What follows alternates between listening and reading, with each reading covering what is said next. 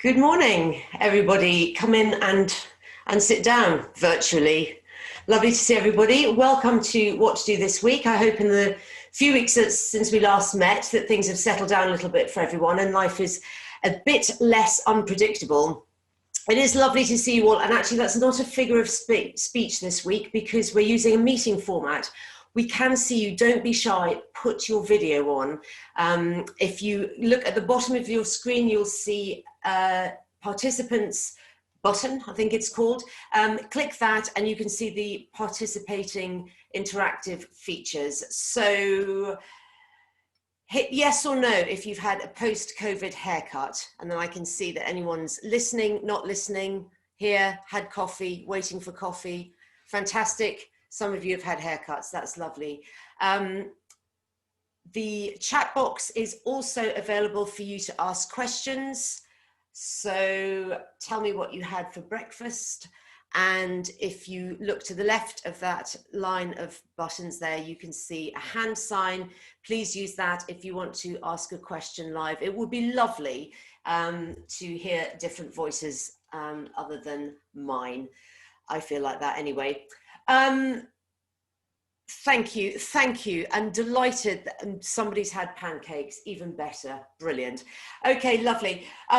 So with the majority of organisations now looking to incorporate some kind of flexibility and contingency into their future planning strategy, we're looking forward to learning more about how that's going to look in practice and what the challenges are going to be for UK companies, as well as the pivotal role that you HR professionals are going to be taking in reshaping the workforce in a post-COVID world, which is quite a tall order, unless of course you have had bionic pancakes for breakfast. It's a fairly interesting scenario that we're all looking at. So we are thrilled to be bringing you today, obviously, the expert legal angle and hearing from an experienced corporate HR practitioners as well. The three presentations will be followed by a panel discussion, so we will look at some of the highlighted issues in more depth. We are presenting today's webinar with the support of our sponsor Giant, with whom we've worked for a long time. They are perfectly placed to give you an overview on the future of working, having spent a long time looking at flexible and mobile staff, as well as being experts in the planning, recruitment and employment of non-permanent workforces. They've provided software and support services for over 30 years to businesses of all sizes to help compliantly manage your contingent workforce, from applicant tracking and pre-employment screening to paying and bill software and worker engagement. Our first session today looks at the key influences on workforce strategy. We have two speakers. Please let us have the questions as we go along. Our first speaker is David Hopkins. He's a workforce management consultant with Giant and has a lot of experience in implementing and operating every type of managed service for contingent workers. And he's now going to use that experience to develop a managed service for the future, which addresses the current climate and emerging trends in employment. And Dan Haslam, Group Sales Director, is in the process of helping clients manage contingent workers compliantly using the range of Giant services and products. And with his 10 years experience in the industry, he knows better than most how to manage the legislation and constant flux of risk and legislation that impacts the contingent worker market.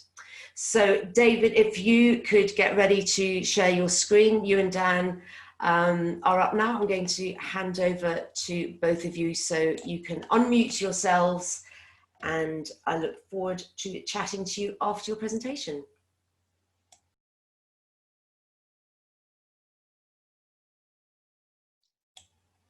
You're right there, Dan. Would you like me to bring the slides up, or have you got them there?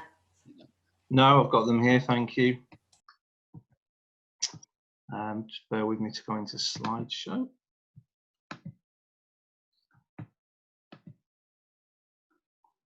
There we go. So Dave, over to you to do the introductions, and then I'll pick up on the last slide, and I'll move the slides forward as we go. Okay, good morning all. I'll be sharing our observations and hopefully giving you some useful insights into what's happening that will influence your future workforce management planning. And that's okay. So we'll have a look at current market trends and then look at what you might be able to do about them. So current market trends are showing a shift in the balance between permanent and non-permanent workers across the board. There are, of course, a couple of major macro events affecting us all right now, and these are accelerating that move towards an increasing number of non-permanent workers. By non-permanent, we mean anyone who's not on an open-ended contract of employment on a permanent basis. So those are temporary, limited company contractors, agency staff, and so on. They're often collectively called contingent or off-payroll workers as well. So Covid-19, sorry, we can't avoid it. We have to talk about it. It's affected every employer in one way or another. And of course, it's caused great uncertainty in the economy. And as we know from previous recessions and periods of economic uncertainty, employers are reluctant to commit to long-term investment in permanent staff, particularly if there's no certainty of a consistent flow of work for them.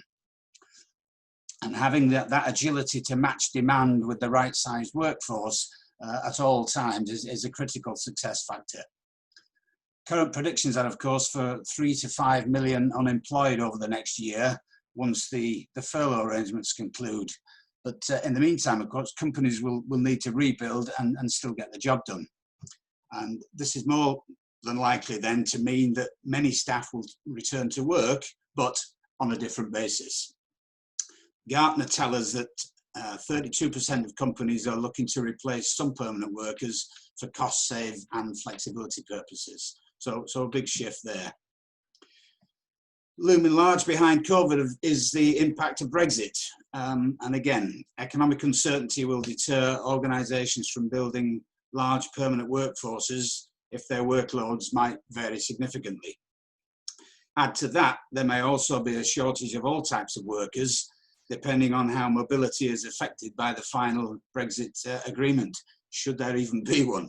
And the skills that are needed to build the digital age will obviously again be lagging behind the demand for quite some time. So all of that means it's likely to be a seller's market for key resource, which will also influence workers' outlook. Move on one, Dan, please. So research tells us that workers' attitudes are changing as well. Careers are no longer based on a single employer, but they're more defined by professional independence and portability. The old stigma of being a job hopper has all but gone. Old fears of continuity of employment are diminished and outweighed by diversity and satisfaction needs. And many workers are looking for flexibility and variety. It's also true that employee loyalty is no longer unconditional. And a key driver of the gig economy has been the ability to work at your hours to suit and to the phenomenon of workers having multiple employers. I think 9 to 5 in an office is beginning to look very old-fashioned. And USA Today tell us that 74% of millennials, and I'm not one by the way, they're interested in freelancing, and 40% of those plan to do so within 5 years. The UK is not going to be far behind. We're now seeing a growth in the use of talent pools for a few reasons. And firstly, if you're looking for staff on a one-off basis, it's causing hirers to be overwhelmed with the response. We're hearing lots of stories of that at the moment. So more planning and filtering is needed ahead of requirements. Otherwise, it's a massive overhead and you probably won't see the wood for the trees. Secondly, access to workers is vital, and technology is now available to facilitate that access. Thirdly, agility to expand and contract quickly, as we talked about earlier, they're going to be best facilitated by having a pre-assessed pool of potential talents. And finally, I think an important factor to note, as the REC reports, is that only 20% of contingent workers are actually sourced via agencies.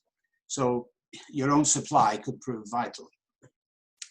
The REC also reports that 14% of companies are already using talent pools for non-permanent staff, and that 39% of workers were classified as such just before COVID struck. So that's likely to have increased over the last few months. So if this trend to off-payroll working is inevitable, let me hand you over to Dan to discuss what you'll need in place for a successful workforce management strategy in order to deal with it. Over to you, Dan. Thanks, David. Yeah, so we can obviously clearly see that short term, there's really the macro trends that are going in the economy is really driving this increase in contingent workforce. And so, you know, it's really going to be unavoidable moving forward into 2021 that businesses need to start looking at being proactive around putting some controls around managing that workforce. Very much the starting point is to try and gain control over that contract, over that workforce management piece and those contingent workers. Easy said, very difficult to do when you've got multiple points of entry where contractors can engage the business either directly via recruitment agencies or potentially via MSPs as well. And because of those multiple entry points, it tends to be that those contingent workers are quite difficult to get full visibility on. And if you've not got visibility, you can't then control that population. So really, you need to be thinking about how you can get better visibility on that end-to-end engagement with those contingent workers. And once you've got the visibility, you're then able to start looking at controlling that population, which then allows you to start looking at reducing the risk. So, you know, a popular acronym for us all, I'm sure, in the UK is IR35. Back on the agenda again for next year. If you're looking at trying to manage your IR35 risk, as an example, you can't do that unless you know how many contractors you're engaging in the first place. So gaining that control of the population is key. Reduce risk. You can also then look at reducing the risk of onboarding failures. So where you've got key information that needs to be accepted when you're onboarding contractors and indeed permanent employees. If you've got a one holistic solution that everyone has to feed through, it means that you know everybody who's entering the business has gone through the necessary steps to keep you guys happy in the HR and procurement function. Cost is obviously key as well, always for businesses, but never more so than the current economic situation that we're in at the moment. The ability to understand how many people you're hiring, where they're coming in from, what the pay rates are, and the ability to manage that population, whether that be controlling numbers or just controlling the cost of the procurement of them, is going to be absolutely key for businesses. Certainly done, as we see regularly, that's done on quite a piecemeal basis or from various different departments that don't necessarily always talk to each other. And the ability to bring that together with one workforce management system is attractive. And I think also as well, not often spoken about, but should be key to all of us, is real focus on the candidate experience. So where you've got these multiple parts of entry to a business, candidates can have very different experiences when they're onboarding into a business. So thinking about how you might manage that better and giving the candidate a better experience and more consistent, yes, it has benefits for you, but it also really demonstrates a great experience for the candidate, who then becomes a brand ambassador for your businesses as well. So very, very important. So moving on to sort of the key success points to look at what an attractive and a successful workforce management arrangement looks like. We often see businesses now looking at focusing on talent pools, having access to talent pools so that they've got readily available talent that they can call upon at any point, and not just from a recruitment perspective, but also from a payroll perspective as well. Certainly then it allows you to reduce the number of non-suitable applicants that are coming through from other means via agencies or perhaps directly through ATS systems or from recruitment businesses, and make sure that you can deploy people much quicker when you've got a ready readily available talent pool to call upon. Slickening up the engagement process for all. So when we think about that, you should be thinking about probably 3 customer groups. So first, yourselves as hirers. Secondly, the contractor, the candidate, but also thirdly, your recruitment partners as well. So if there's a holistic process that everyone's familiar with, really helps strengthen the relationships that you have with all the suppliers involved in delivering that workforce to the business. Costs, I've spoken about, that should just be a natural dropout from having an effective workforce management, is you should immediately be able to see a reduction in costs. And costs can be broken up into a number of areas. Clearly, there's direct costs related to payroll and often recruitment. But also what we find is there's a often larger hidden cost, which is the amount of time that's taken within an organisation and the hiring managers to try and manage the component parts of this process, when actually everyone wants to be getting on with the day job and focusing on the aims that they've been given from their businesses to deliver, as opposed to trying to manage a very fast-moving contingent workforce.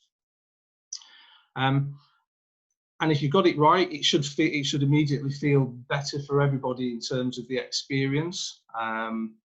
It sounds easy to say, but it's very difficult to achieve. But if you've got the solution correct, naturally you'll see everyone being able to focus more on what they need to do.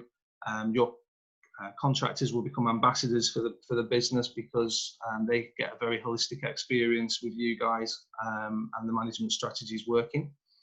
And also from a reporting perspective, the ability to be able to see MI information and reporting on whether it be procurement or cost control or IR35 statements, statuses, for example.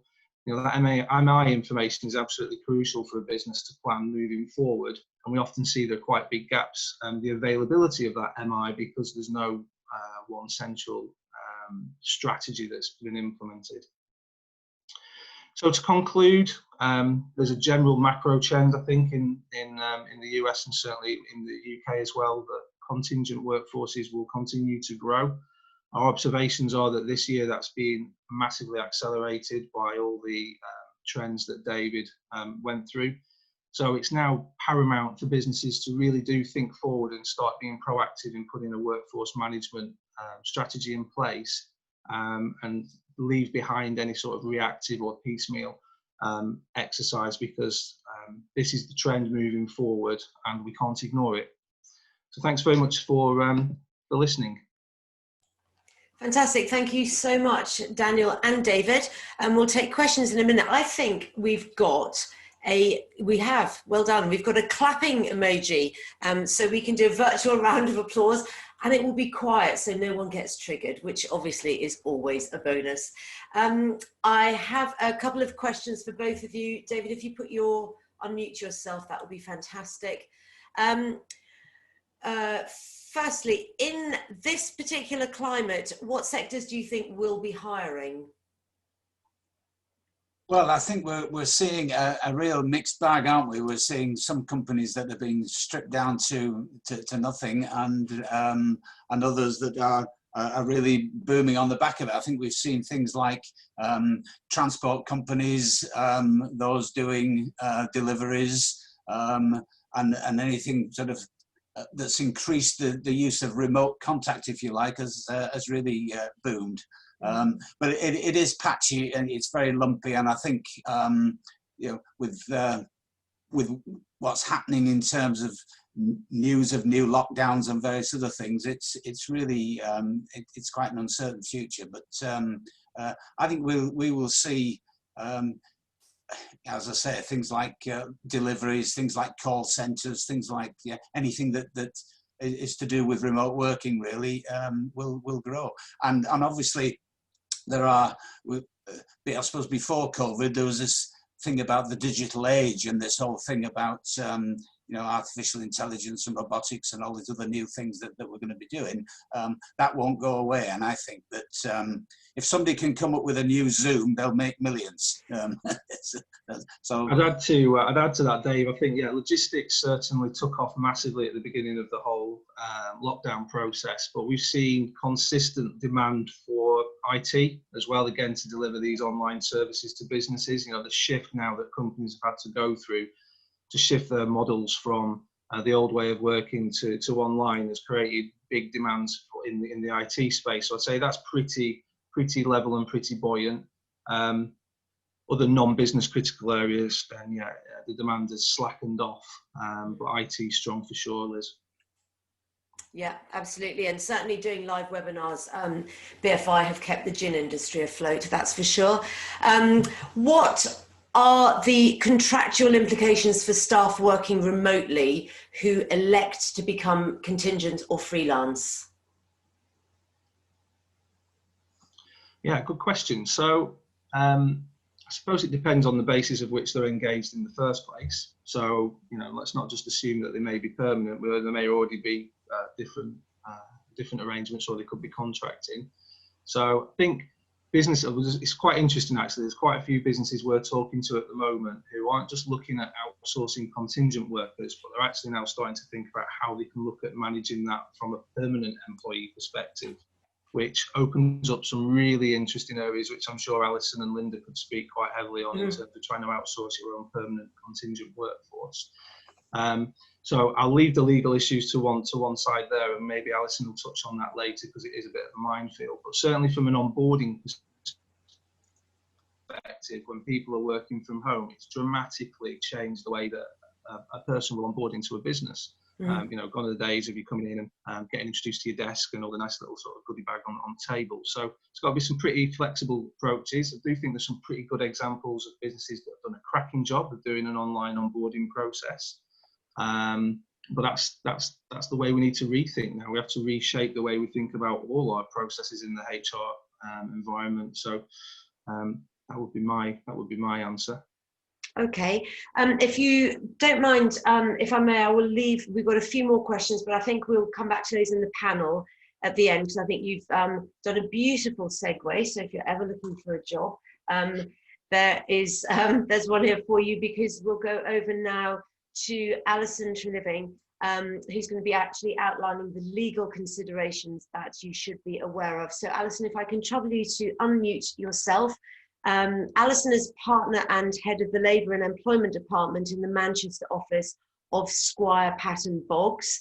She regularly advises a range of corporate clients in different business sectors on such matters as board level appointments, departures, outsourcing, disciplinary and grievance matters, cross-jurisdictional disputes and business reorganisations. She's also an experienced litigator who takes a particular interest in complex discrimination claims. We're delighted to have you with us, Alison, and if I could trouble you now to share your screen, we will go over to you for that session. Thank you, and thank you again, David and Dan.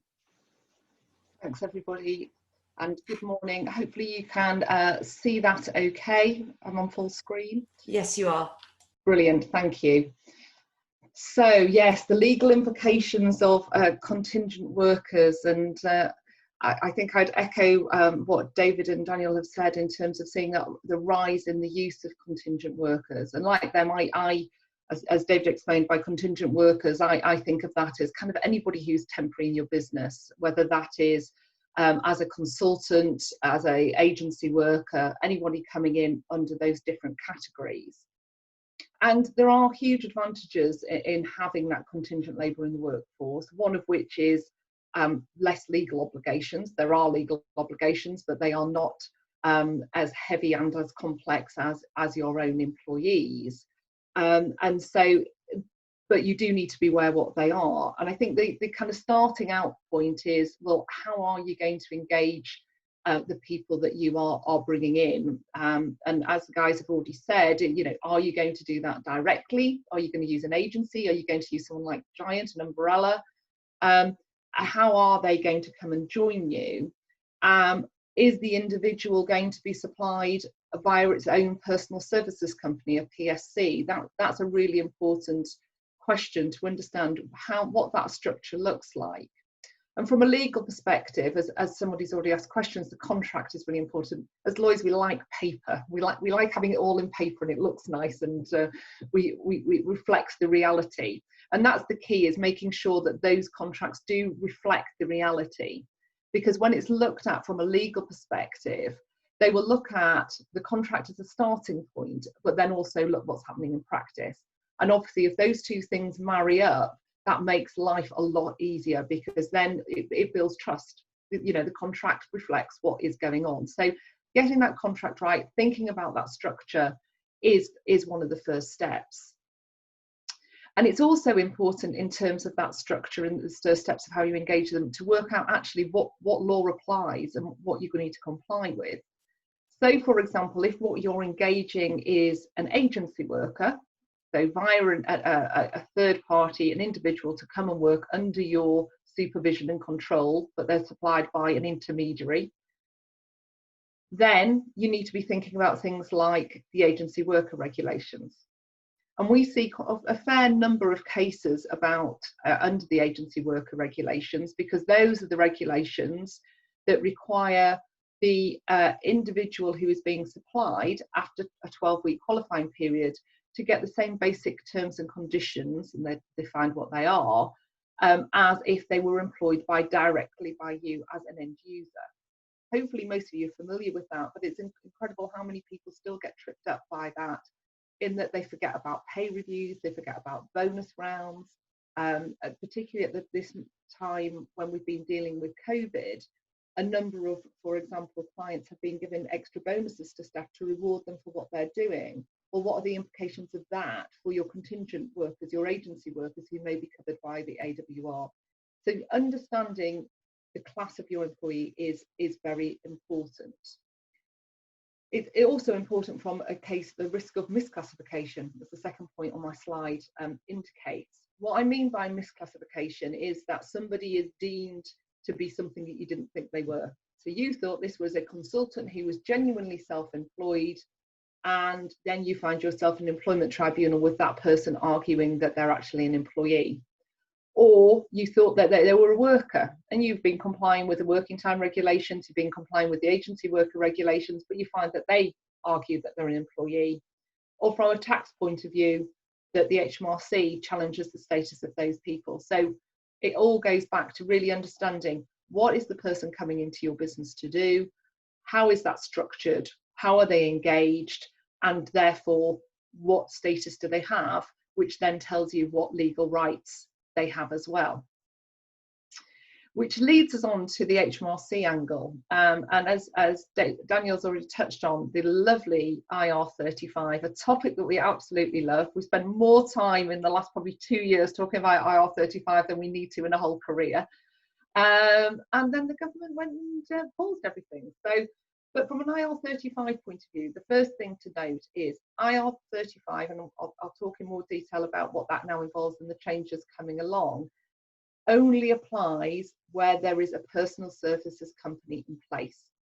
So where you have an agency worker, and this is a common question we get, if you've got an agency worker who, so it's Joe Blogs, supplied by, we'll pick on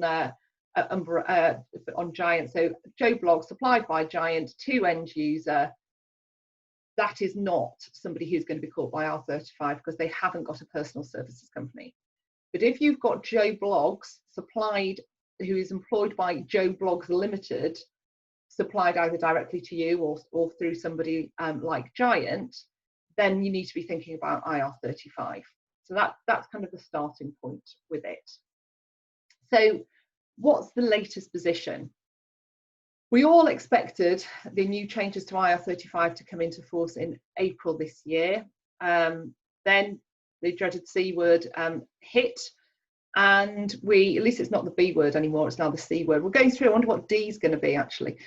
So then in March, they said, actually, we're going to postpone it for a year.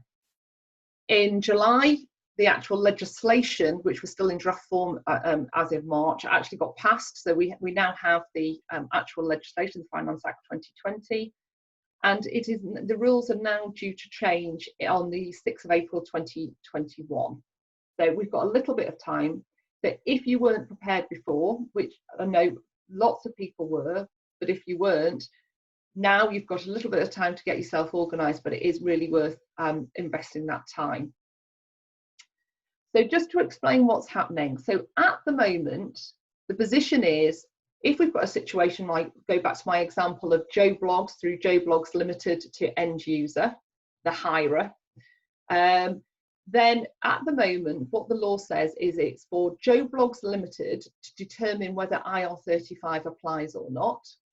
If Joe Blogs does that assessment and reaches the conclusion that yes, IR35 does apply, then it's for Joe Blogs Limited to account for the tax and the NIC. That's absolutely happy days for you as end users, because that is not your liability. So if you take on a consultant through a PSC, as things stand at the moment, your risks are very low in terms of the HMRC. However, the HMRC cottoned on to this, and it's been in the public sector for some time now, and they now bring it into the private sector, because from their perspective, in order to get that money, so Joe Blogs Limited doesn't pay its taxes, it has to investigate Joe Blogs Limited and what Joe Blogs was actually doing, and then it has to go after Joe Blogs Limited for the money. Now, Joe Blogs Limited is likely to be a shell company with no assets, so it takes a lot of time and effort by the HMRC to actually get that money, or no money at all, and so it isn't very practical from that perspective. So what is changing is that the HMRC thinks, well, actually, do you know what? It's a lot easier to go after the big boys, the ones that are the end users or are the intermediaries in the supply chain. That we can capture lots of potential Joe Blogsers who are being supplied to those businesses. So that makes the whole thing a lot easier. So from April next year, we'll have the situation where end users will be responsible for determining whether IR35 applies. Not the PSC, it will be the end user. And what the HMRC say about that is that it is because the end user are the ones who are using the services and actually can determine what the individual is doing, they are the best placed to carry out that assessment. Once that assessment has been done, a status determination, then it is the responsibility of that end user to communicate that back to the person they're hiring. And if there are intermediaries in the chain, such as Giant or somebody else, to them to say, this is the determination that we have made. The middle box, the next step is, well, then who pays the tax and the NI? The responsibility to account for that tax and NI is whoever is the fee payer. So that is whoever is the person who pays the money for those services over to the personal services company. So that might be you as the end user if you've engaged with the personal services company direct. It may be an agency, it may be an umbrella, or another third party. They are responsible for then paying the money over. If that money isn't paid over or the determination is incorrect, then liability sits potentially with the fee payer or you as the end user. And where that liability sits depends upon where it's gone wrong effectively in the chain. But actually, the HMRC has very wide-ranging powers. And actually, if it doesn't get it, it can basically go after anybody in the chain in order to try to get that money. So it's a lot wider. So that's why it's so important that you need to kind of get your house in order around IR35 and prepare for next April, because you're going to go from a situation where it wasn't an end user liability to the being in the end user where you do have express obligations to fulfill. So what can you be doing to prepare? Well, first thing is, and I think Daniel touched on this, it's understanding what have you got in your business. What is the contingent workforce that you've got there? What's their status? And are any of them potentially caught by this legislation? It's then important to think about, taking that step back, and what do they do within your organisation? Have you got them actually correctly categorised at the moment? And certainly from those clients that have been preparing for some time for IR35 coming in, most of them have found at least somebody who is not properly categorised. So that is an important first step. You then need to think about education. You need the hiring people within your business, the people who engage within your business. And it's again, to Daniel's point around the kind of onboarding and processes and protocols, it's important that they're in place. And so this education point and the process point are really important. So you need to make sure that people within your workforce who have those responsibilities are aware of this change in legislation and the implications of it, and then are educated in how to carry out the right process, particularly around that determination point, because actually it's quite tricky. Some people are quite straightforward. There is a revenue tool which called the CES tool, which gets mixed reviews, is probably the polite way to put it, but it is the tool that the revenue will use in the first instance to help you with those determinations. But actually it takes a bit of kind of trial and error and practice and experience to use that most effectively to make those determinations. And so that's an important point around that education and around that process. And then it's a case of having an ongoing review, keeping the arrangements under review to make sure that you are operating in the right way within the business, and that the protocols that you have put in place are effective and are working. So it's kind of not resting on your laurels, because things will move on. And once this legislation comes into place, we will start to see cases coming through, which will then help guide and people in terms of how they should be doing things. So it's something that needs to be constantly reviewed. The other points I was just going to touch on is the management of contingent workers, particularly around GDPR and some of the current requirements. So you've kind of gone through the process of looking at who you've got and what you want and determining the status and everything else. But once they're in your business, what are the other things to be thinking about? I think in terms of GDPR, two of the big things that have come out during kind of lockdown and the COVID situation is one around remote working. Obviously, a lot of us are at home still at the moment, and the increased need to make sure employees and contingent workers, because it's equally applicable to them, are aware of your privacy policies, are aware of their duty of confidentiality, are taking adequate precautions at home. What if they're in a shared premises, and so there are where people can overhear telephone conversations, where people can get access to documentation. The ICO were aware of that and have issued guidance around that. They have their top 10 tips in terms of data privacy during lockdown and remote working. And it's really important that as organisations, you make sure you are reminding people around that and around their obligations, giving them guidance. Things like don't use your own electronics for carrying out company business. They should be using company property, making sure they've got somewhere safe to dispose of confidential information, that they have got somewhere private in order to do phone calls, that they are locking away any confidential information that may be on their desks at home. So it's things to think around that.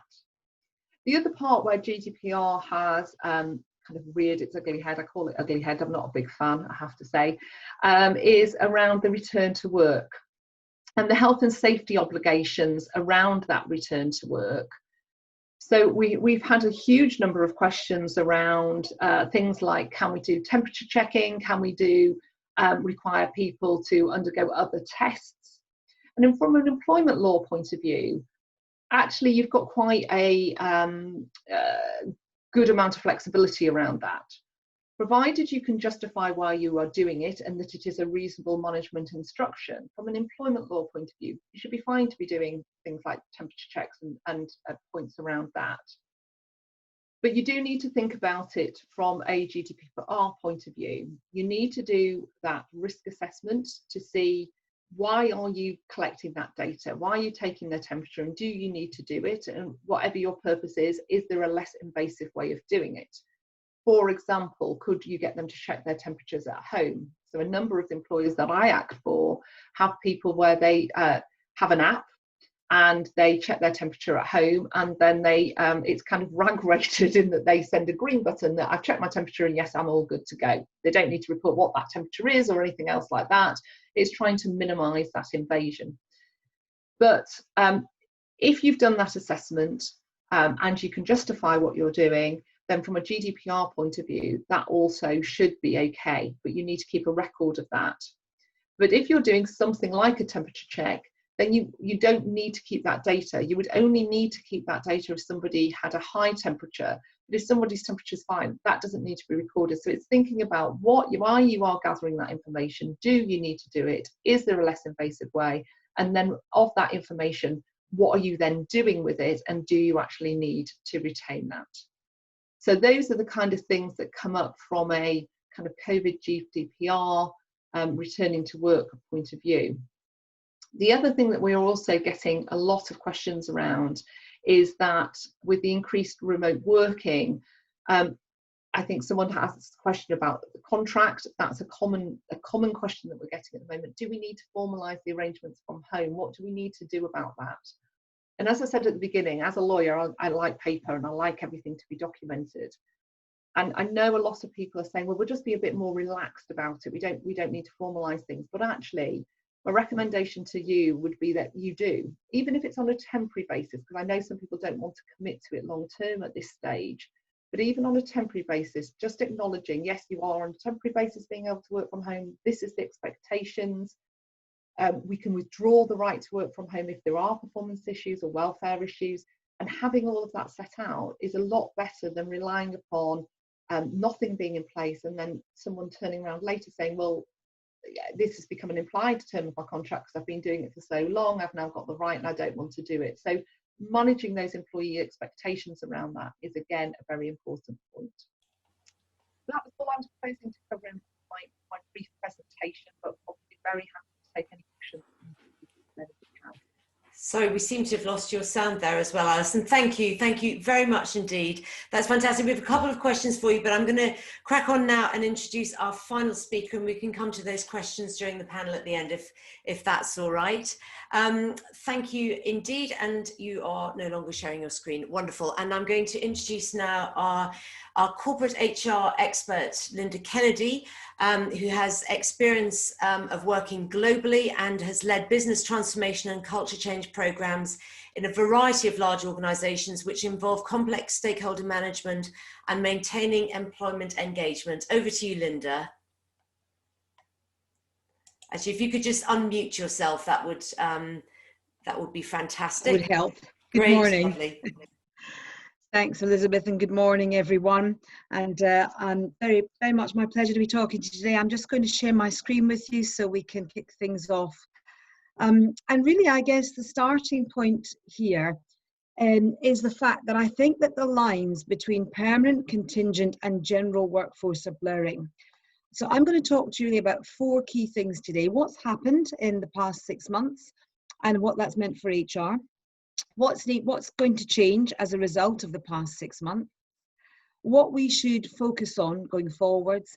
And I also want to just spend one slide talking about what's key for leadership, because I think more and more, we've talked a lot about the hard things like the contractual position, the legislative position, how you onboard, but there's a piece in all of this for me around how an organisation sets out its stall and attracts and maintains engagement and brings in the right people with the right skills, and that comes back to leadership. So those are the 4 slides that I'd like to cover off today. I'll just move on to the first slide. This just really talks about what I think has happened, but I think it's a useful thing to look at because we have been through a massive change. And I think as a result of this change, it has really thrust HR into the spotlight. You know, we've had to enable our companies to pivot very quickly from physical to home working at speed. We've had to continue recruiting and onboarding and engaging employees, doing all of this remotely. We've had to find real solutions to key business challenges where there has been no precedent whatsoever. This has never happened before. And as a result of that, we've had to support both our teams and our leaders through some very tough decisions, made in many cases with some limited information on which to base them. I think the other thing that's really worth highlighting is we've also seen a complete blurring of the boundaries between work and home life. You know, we all have insights, or even right now in this webinar, into one another's homes. And we've been working and managing through virtual Teams or Zoom or calls, which have led a very different way of working. And so as a result of that, we are were working in commuting time. Some people are working late into the evening because they're not able to stop and delineate between business and personal life. And of course, we've also seen some people in very tough situations working from home in conditions that are not ideal, maybe a one-bedroom flat with no outside space, or young workers sharing accommodation. And so that's led us to have to deal with new pressures, both work and personal, which now exist as a result of COVID-19. Now, there are pros and cons to this. The biggest thing I think as an HR professional for me that I'm pleased about is that I think we are now uniquely positioned to support the business in a different way. But I also think that means that HR professionals really need to step up to the plate and think about what the new world of work will look like. And I think what is interesting is, although we have managed to move to working remotely and we've done it at speed, we haven't yet redesigned everything to support that. So we have an environment where we find ourselves engaging people, onboarding people, recruiting people virtually, but we don't necessarily have everything in place behind that. And there were a couple of examples of that earlier in the presentation. And the other reason I think it's important to look back on what has happened is, I think we have seen and are going to continue seeing blurring between contingent and permanent workforce. Because at the end of the day, how we bring people on board, how we recruit them, and how we make them part of our organization at the end of the day is going to be very similar.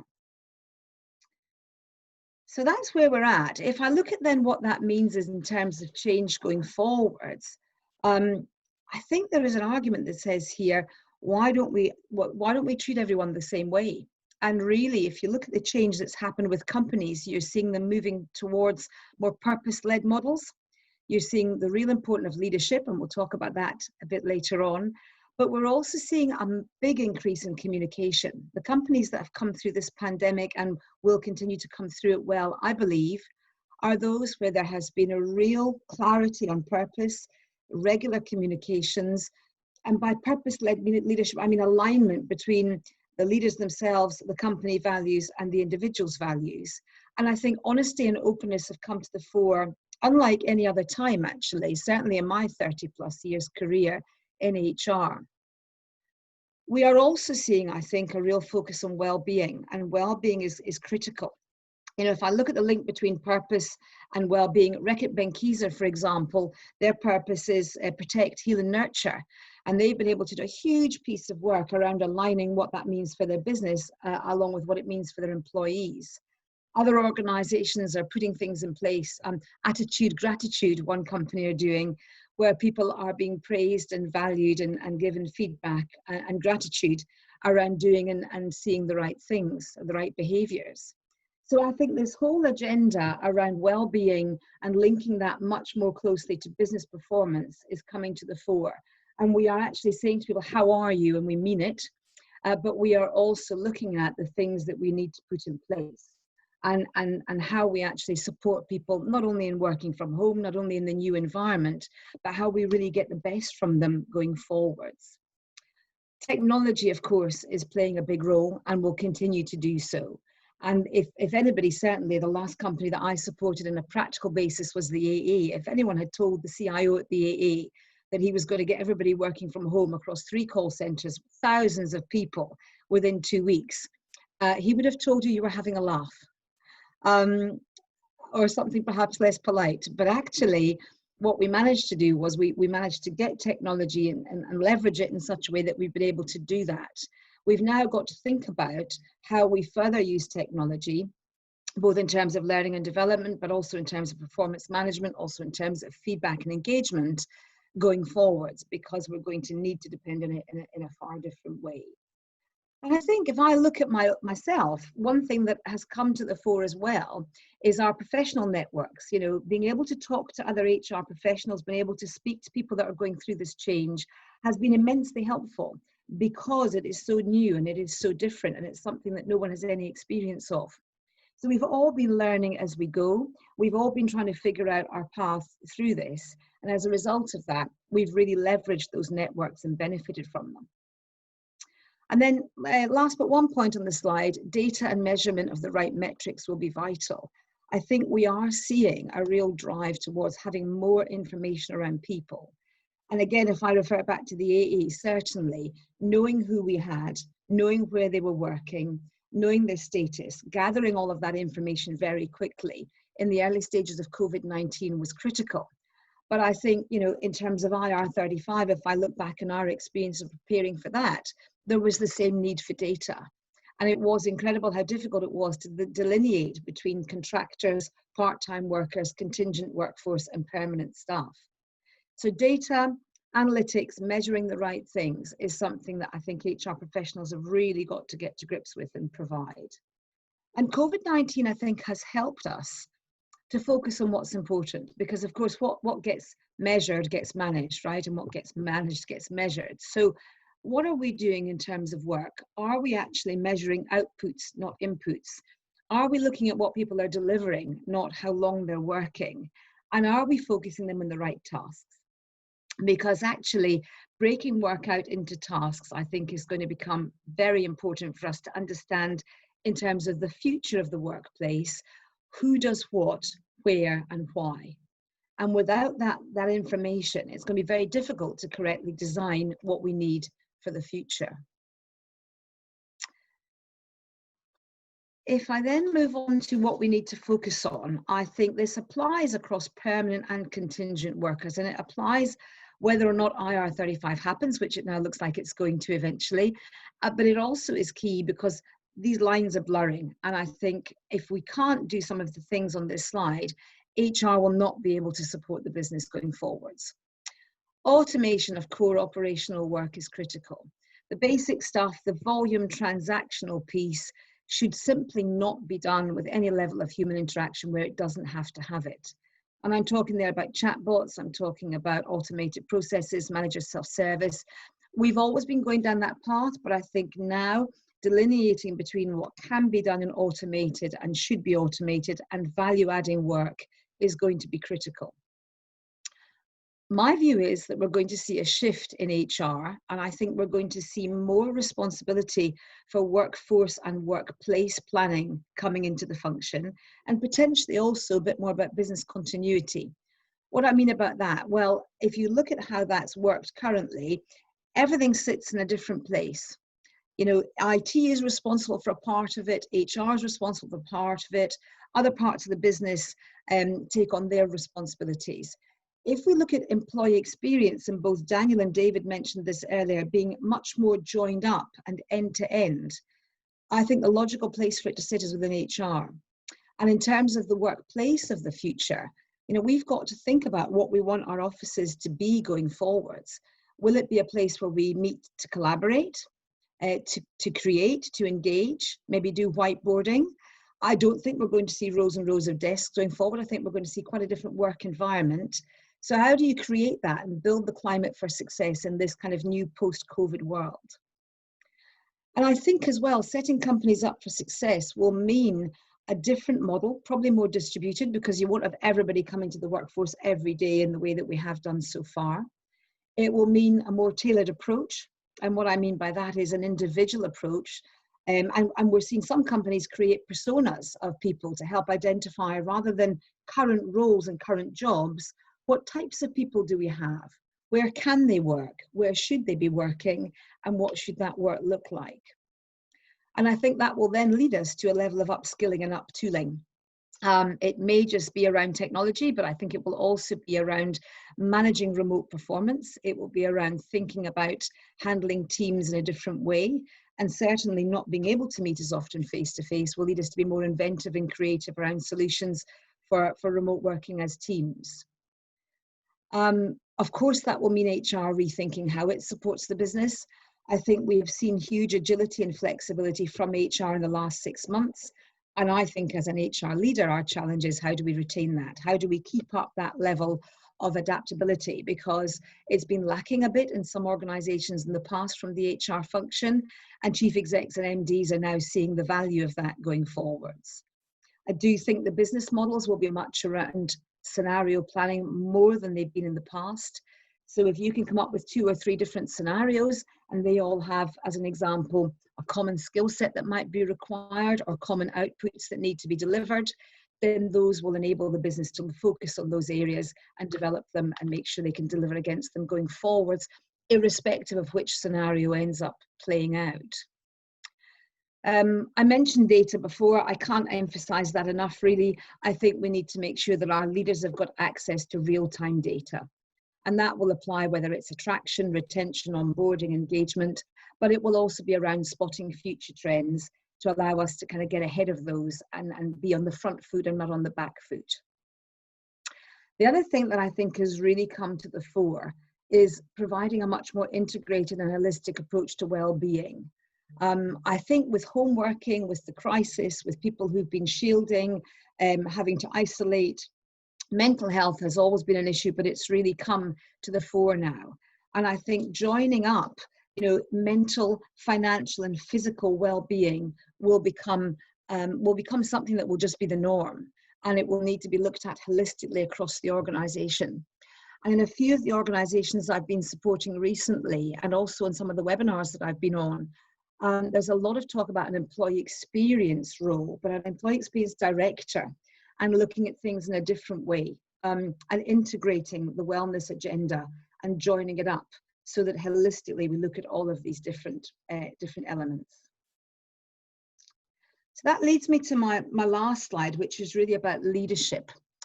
And I think what has been very interesting is seeing the shift away from leaders needing to have all the answers and leaders leading from the front over the hill, to leaders very much being humble, listening, asking questions, and then doing their best to navigate through this whilst taking the rest of the workforce with them.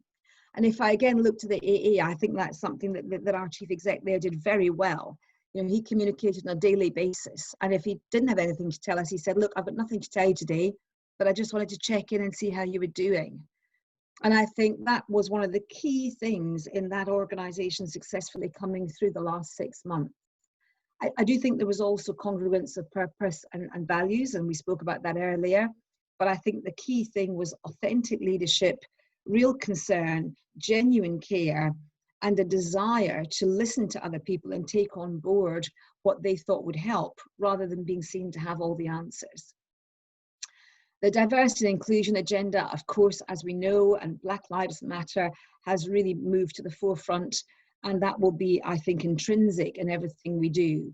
But it is important, and we've talked a lot about contingent workforce today, but it's important, I think, to consider, why do we treat contractors differently from permanent staff? Because at the end of the day, they're all working for the same organisation. They all need to have the same understanding of where the company's going and what it's trying to do. And effectively, they all need to be onboarded to be able to do their jobs. So all of the things that really we're covering off on this slide from a leadership perspective apply to all parts of the workforce. And genuine empathy and concern for fellow workers, I think, is prevailing. And that is leading us to think about things in a more holistic way. Rather interestingly, what is starting to be discussed now is the support for that, but also the need at the same time to make sure that we don't go too much in the wrong direction, and we still, to a degree, manage performance. And we still have some of the challenging and tough conversations. Because whilst mental health is of the utmost importance, the business still obviously needs to retain performance and maintain that. Now, through the pandemic, all the surveys are pointing to the fact that engagement and productivity have increased and gone up, but it will be a challenge to maintain that going forwards. Another thing that particularly again at the AA I was very proud of, and I think many companies have done, is they have increased remote learning, and they've looked at how development can be delivered in many different ways. And I think that needs to be accessible to everyone, both permanent and contract. And leveraging technology to deliver this will be key. I think gaming will become more important as a means of learning. I think we're very good at that, and we need to get good at it. And we need to look at how we continue to balance performance, development, and well-being. And one last thought, I guess, to leave you with. I think if the pandemic's taught us anything, it's the need to think about individuals, individual roles and tasks, individual learning, personalization, and really ROI is probably more about how we get the best from individuals rather than investment. And it's our job in HR, I believe, to enable our people to succeed during and post COVID-19. And I think we have to look at it in a slightly different way to allow us to do that. So thanks for your time, and I look forward to receiving any questions in the Q&A session shortly. Fantastic, Linda. Thank you very much indeed. That's wonderful. And I would like the audience now to do a bit of work, because we've all put a shift in this morning.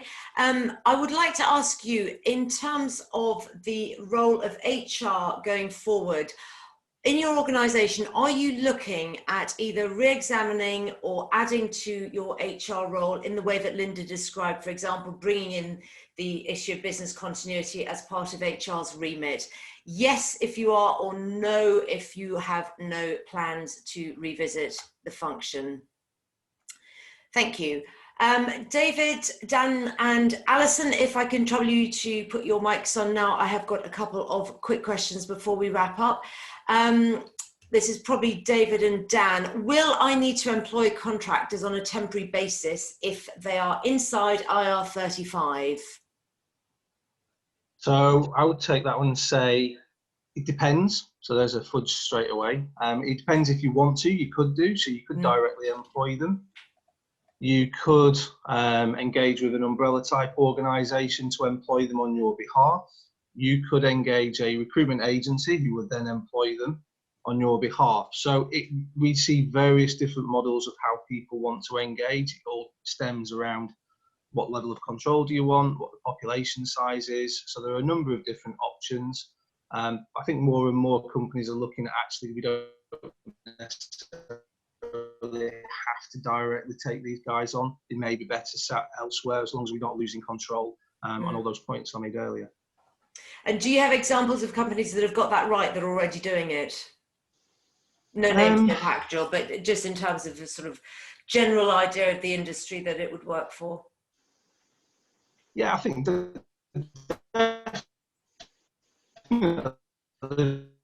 there are some examples of people that can say we're doing this absolutely perfectly at the moment, because of all the things that Linda touched on there in terms of change and flux. I mean, it's just so quickly changing sort of every 3 months at the moment. But certainly there are businesses we engage with where we're pleasantly surprised that they've already seemed to have some structure in place, and they've got the controls, and they can see the data.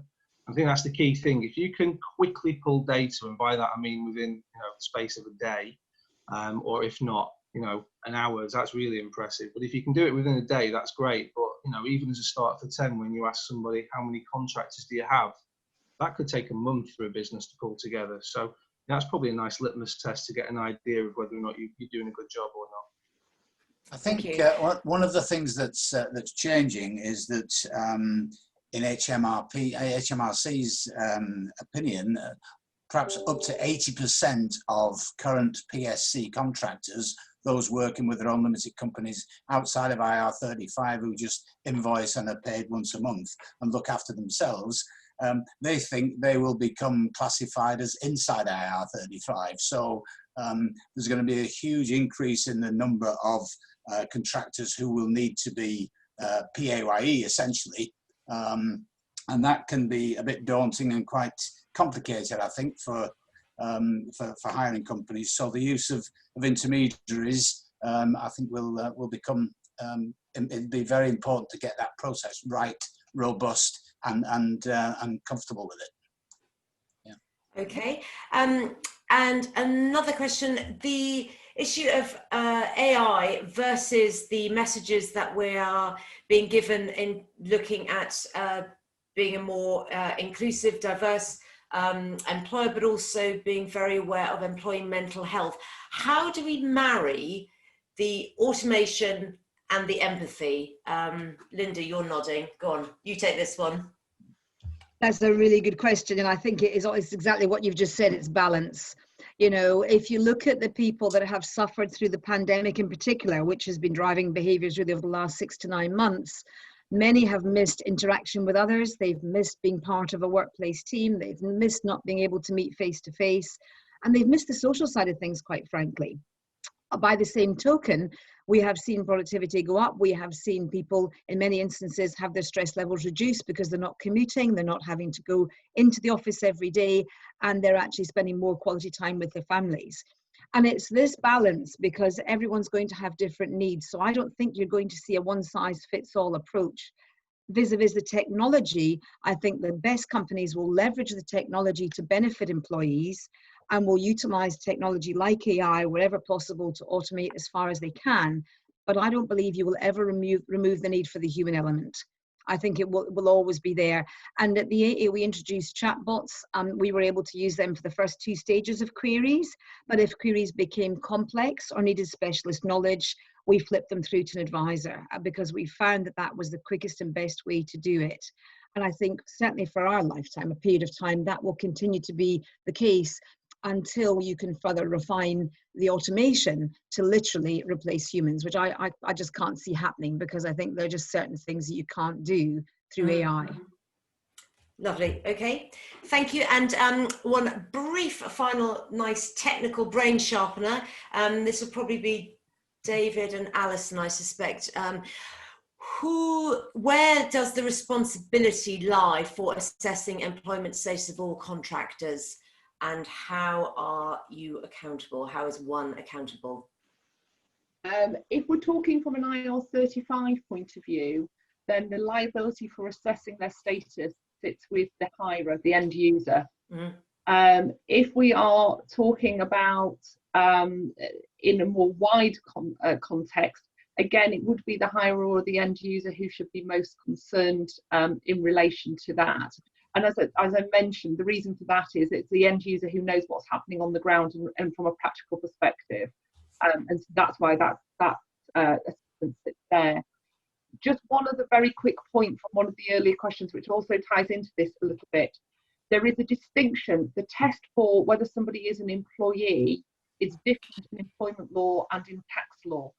So just because somebody is inside IR35, that does not mean that they are necessarily an employee for the purposes of employment law. So just going back to the question earlier about should we just employ them if they're inside, think about that really carefully, because you might not need to. It doesn't mean they're an employee for employment purposes. They may be, but they might not necessarily be. Thank you. Do you want to add to that, David or Dan? No, Alison's right. I think the big difference is, as Alison spoke about earlier, is that the responsibility now lies with the hirer, and ultimately, I think they've now got to have visibility of the full supply chain, because that could come back and ultimately cost them if that assessment hasn't been implemented properly, hasn't been carried out properly, and the fee payer is responsible, but the law even suggests that the end hirer will be accountable as well. So, fantastic. That's lovely. And if any more questions arise, you have the contact details of all our panel of experts this morning, so do feel free to approach them with any more ideas or issues that you want to discuss. Thank you again to Giant for sponsoring us today. We are planning to continue these free events, but we are going to be widening the brief to address some other HR issues that our research has identified. We do have a conference on managing your flexible and remote working conference post-COVID on the 27th of October, and you can visit our website for details. As ever, you will get an email straight after this webinar with the downloads and the recording in it.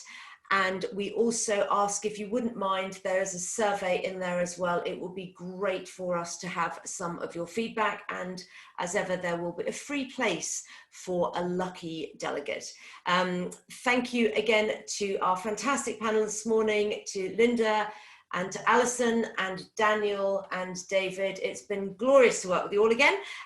Thank you very much indeed. And we look forward to seeing you all again soon. Thank you very much indeed. Thank you. Thanks, Elizabeth. Thanks. Bye.